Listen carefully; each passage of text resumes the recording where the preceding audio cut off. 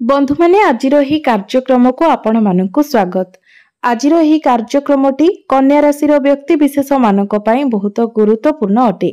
तो आपणकर जदि कन्या राशि होइथाय तेबे भिडियोटी को स्किप न करे थरे मात्र शेष पर्यंत निश्चय देखंतु, कारण आजिर ही भिडियो रे आमे माने जानिबा कन्या राशि व्यक्ति विशेष मानक पई फेब्रुआरी 2025 किपरि रहिबाकु जाउछि। एही फेब्रुआरी मासरे आपणक जीवन रे केउ सब परिवर्तन हेबाकु जाउछि एवं केउ सब बड़ घटना गुड़िक घटिबाकु जाउछि। आजिर एही भिडियो रे आमे माने कन्या राशि मासिक राशिफल उपरे जानिबा। कन्या राशि व्यक्ति विशेष मानकर स्वास्थ्य, शिक्षा, प्रेम जीवन, वैवाहिक जीवन, भाग्य, क्यारियर एवं व्यापार वाणिज्यर स्थिति किपरि रहिबो फेब्रुआरी 2025 रे से विषय रे आजिर एही भिडियो रे आबे माने विस्तार रूप रे आलोचना करिबा। नवग्रहंकर स्थिति मध्य देखिबा। नवग्रह केउ प्रकारर फल प्रदान करिबारे सक्षम हेबे। एहा सहित अशुभत्व प्रदान करुथिबा ग्रह मानक पई किछि विशेष प्रतिकार मध्य जानिबा। तो बंधु माने सेति पई आपण माने भिडियोटी को शेष पर्यंत निश्चय देखंतु एवं आपणकर जदि कन्या राशि होइथाय तेबे भिडियोटी को लाइक करी चैनलटी को सब्सक्राइब करि दियंतु एवं कमेंट बॉक्स रे भक्ति एवं श्रद्धार सहित जय श्री जगन्नाथ निश्चय लिखंतु। तो बंधु माने आसंतु आरंभ करिबा आजिर एही कार्यक्रम को, जहाकी जन्म राशि एवं चंद्र राशि उपरे आधारित अटे। तो बंधु माने राशि चक्रर 12 गोटी राशि मध्यरु षष्ठ राशि हेउछि कन्या राशि। तो कन्या राशिर राष्ट्राधिपति हेउछंती बुध एवं बुध आपणकर पंचम भावरे विराजमान अछंती। आपणकर प्रथम भावरे विराजमान अछंती केतु, पंचम भावरे विराजमान अछंती बुध एवं सूर्य, षष्ठ भावरे विराजमान अछंती शनि, आपणकर सप्तम भावरे विराजमान अछंती शुक्र एवं राहु, नवम भावरे विराजमान अछंती देवगुरु बृहस्पति, दशम भावरे विराजमान अछंती मंगल। तो बंधु माने सर्वप्रथमे आसंतु जानि नेबा आपणकर स्वास्थ्य किपरि रहिबो फेब्रुआरी 2025 रे। तो बंधु माने कुंडलीर प्रथम भावटी होइथाय आपणकर स्वास्थ्यर भाव, आपणकर इम्यूनिटी सिस्टम रो भाव एवं आपणकर प्रथम भावर अधिपति हेउछंती बुध, जे कि आपणकर पंचम भावरे विराजमान अछंती। मात्र 11 फेब्रुआरी को बुध आपणकर षष्ठ भाव को चलन करिवे। तेबे बंधु माने षष्ठ भावटी कुंडली रे भलो बोली माना जाय न थाए, कारण षष्ठ भावटी होइथाय रोग, ऋण एवं शत्रुर भाव। तो बंधु माने 11 फेब्रुआरी परे आपणको आपणक स्वास्थ्यर विशेष जत्न नेबार अछि। विशेष करी बुध हेउछंती हमर त्वचार कारक ग्रह, तेनु आपणको निज स्किन रो अधिक केयर नेबार अछि, कारण आपणकर स्किन रिलेटेड प्रॉब्लम देखा दे पारे, एलर्जी, इन्फेक्शन भली प्रॉब्लम देखा दे पारे एवं निजर खाद्यपेय प्रति मध्य आपणको ध्यान रखिबार अछि। तो 11 फेब्रुआरी पर्यंत आपणकर स्वास्थ्य ठीक ठाक रहिबो। 11 फेब्रुआरी परे आपणको आपणक स्वास्थ्यर जत्न नेबार अछि। एबे आसंतु जानिबा आपणकर शिक्षा क्षेत्र किपरि रहिबो फेब्रुआरी 2025 रे। विद्यार्थी मानक पई किपरि रहिबो फेब्रुआरी मासटी। तो बंधु माने कुंडलीर पंचम भावटी होइथाय आपणकर शिक्षार भाव। तो आपणकर पंचम भावर अधिपति हेउछंती शनि, जे कि आपणकर षष्ठ भावरे विराजमान अछंती एवं आपणकर पंचम भावरे सूर्यंक सहित बुध विराजमान अछंती। तो आपणकर पंचम भावरे सूर्य एवं बुध बुधादित्य राजयोगर निर्माण करुछंती एवं 11 तारिख पर्यंत एही जोग रहुछि, कारण 11 तारिख परे बुध निजर राशि परिवर्तन करिवे।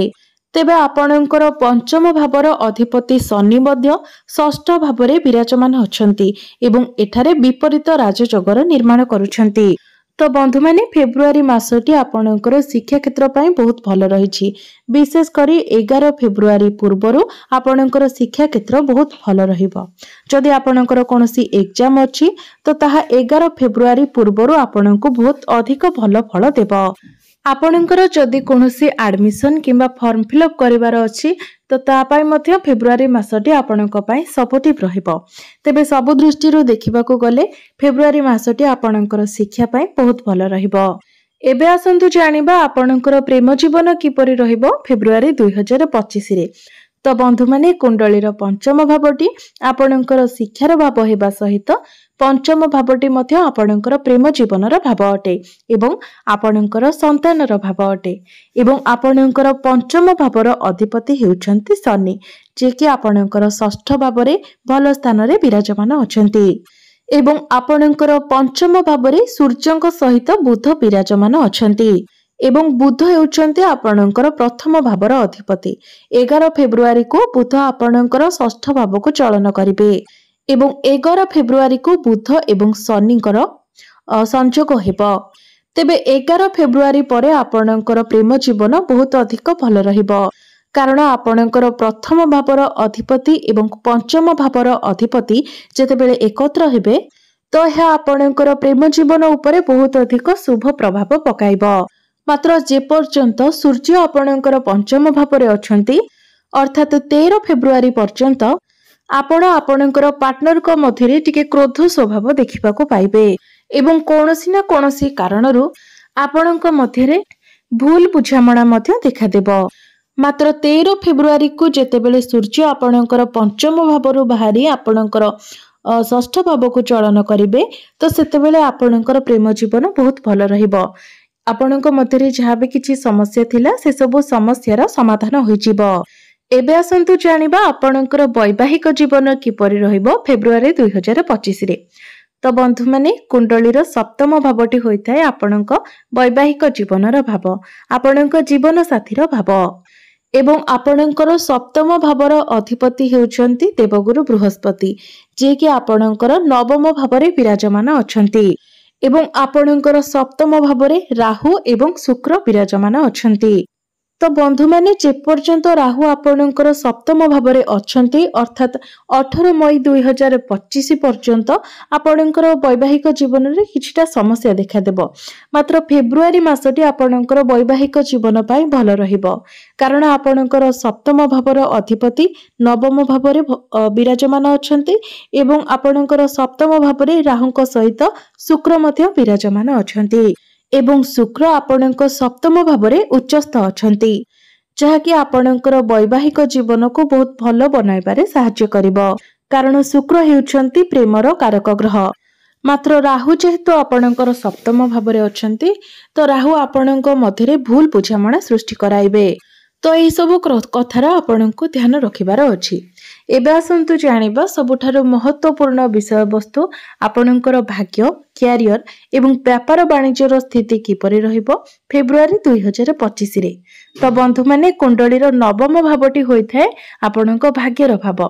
दशम भावटी होइथाय आपणकर क्यारियर एवं सप्तम भावटी होइथाय आपणकर व्यापार वाणिज्यर भाव तो आपणकर भाग्य भावर अधिपति अर्थात आपणकर नवम भावर अधिपति हेउछन्ति शुक्र जे कि आपणकर सप्तम भावरे उच्चस्थ अछन्ति तो भाग्य दृष्टि देखिबाकू गले फेब्रुआरी मासटी आपणक पई सर्वश्रेष्ठ रहिबो कारण भाग्यर कारक ग्रह देवगुरु बृहस्पति आपणकर भाग्य स्थान रे ही विराजमान अछन्ति एवं आपणकर भाग्य भावर अधिपति शुक्र आपणकर सप्तम भावरे उच्चस्थ अछन्ति तो यही फेब्रुआरी मासरे जदि आपण किछि करिबा पई चाहुछन्ति कोनोसी बड़ कार्यर आरंभ करिबा पई चाहुछन्ति कोनोसी आपण बड़ डिसिजन नेबा पई चाहुछन्ति आपणकर कोनोसी मीटिंग किबा डील रहिछि आपण कोनोसी बड़ इन्वेस्ट करिबा पई चाहुछन्ति किबा आपण कोनोसी बड़ जिनिस किणा किणी करिबा को चाहुछन्ति कोनोसी शुभ मांगलिक कार्य करिबा पई चाहुछन्ति तो भाग्य संबंधित